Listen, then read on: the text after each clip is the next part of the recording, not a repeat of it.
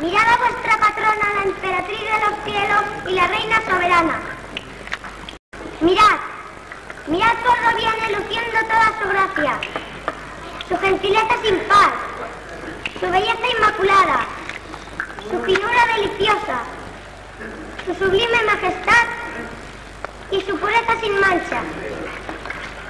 Nuestra celestial patrona, nuestra piadosa abogada, nuestra intercesora augusta, nuestra madre idolatrada, nuestra estrella, nuestro guía, nuestro bien, nuestra esperanza, nuestro tesoro mejor, nuestra joya más preciosa, nuestra Virgen soberana, María la de la Balma.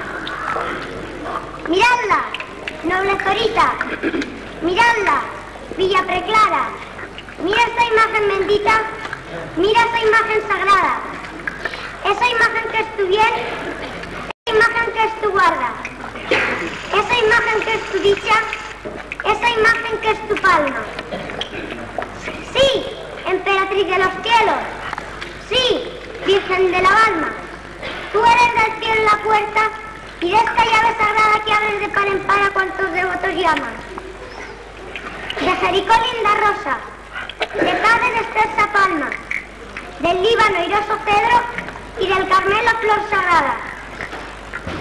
Tú eres que Judith más fuerte, más que Débora sabia, más hermosa que Raquel y más que Esther agraciada, más prudente que Abijail, más agradable que Sara, más cariñosa que Ruth y más casta que Susana.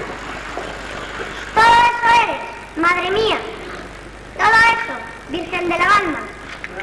Por eso hoy sobre tu imagen milagrosa y venerada y ante toda tu Zorita que te adora y te idolatra.